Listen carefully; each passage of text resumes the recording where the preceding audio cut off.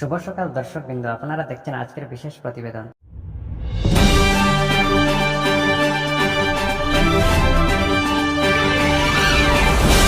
ধুবড়ী জেলার জয়পুর চর এলাকায় একটি ব্যক্তিগত বাড়িতে গরুর মাংস মজুত করার অভিযোগে উত্তেজনায় ছড়ায়।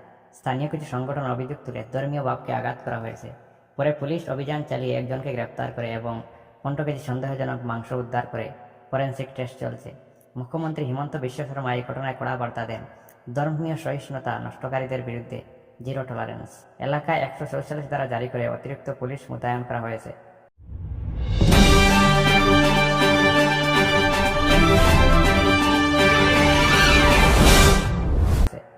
লক্ষ্মীমপুর জেলার একটি নামগড়, এটা একটি বৈষ্ণব ধর্মীয় প্রতিষ্ঠান।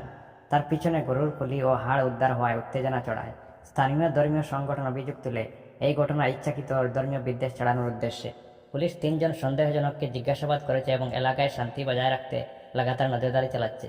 মুখ্যমন্ত্রী বলেন, অসমে সাম্প্রদায়িক সম্প্রীতি ভাঙার যে কোনো চেষ্টা কঠোর হাতে দমন করা হবে।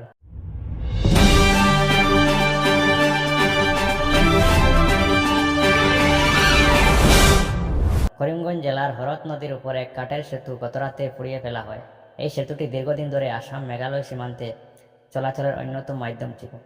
স্থানীয়দের দাবি, এই সেতুর মাধ্যমে রাতের অন্ধকারে গরু কাঠ ও ড্রাগস পাচার চলছিল। প্রশাসন চোখ বন্ধ করেছিল।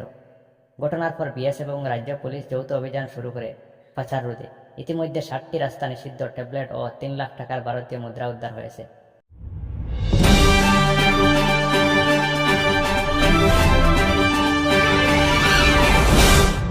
বরপেটার জেলার গহপাড়া অঞ্চল থেকে 8টি নাবালিক কন্যা উদ্ধার করে সিআইডি।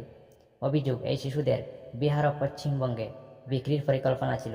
মূল অভিযুক্ত এক মহিলা ও 2 পুরুষ, যারা স্থানীয় দারিদ্রতার সুযোগ নিয়ে পরিবারকে প্রলোভন দেখে শিশুদের নিয়ে যাচ্ছিল।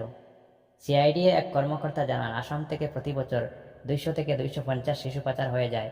এই চক্রের শিকড় উত্তর পূর্ব ভারতের বাইরেও ছড়িয়ে আছে। 18 জুন 2025-এর দিনে এই রাজ্যের বিভিন্ন থানায় 38টি গৃহহিংসার মামলা, 5টি ধর্ষণ অভিযোগ এবং 2টি অ্যাসিড ছোড়ার চেষ্টা নথিভুক্ত হয়েছে। বিশেষ করে কামরূপ ও শোণিতপুর জেলার গ্রামীণ এলাকাগুলিতে নারী নির্যাতনের হার বেড়ে চলেছে। মহিলা কমিশনের চেয়ারপারসন জানান, সামাজিক চাপ ও পুলিশের প্রতি অনাস্থার কারণে বহু ঘটনা রিপোর্ট হয় না। গুয়াহাটি, ডিব্রুগড়, শিলচরে কিউআর কোড স্ক্যান করে মানুষের ব্যাংক অ্যাকাউন্ট থেকে লক্ষাধিক টাকা চুরি হওয়ার 12টি নতুন অভিযোগ পাওয়া গেছে। প্রতারকেরা ফোন করে বা হোয়াটসঅ্যাপের মাধ্যমে ভুয়া কিউআর কোড পাঠাচ্ছে, যার ফলে মানুষ নিজের অজান্তে পুরো ব্যালেন্স হারাচ্ছে। সিআইডি এবং সাইবার সেল জানিয়েছে, সাবধানতা ছাড়া এই অপরাধ থামানো সম্ভব নয়।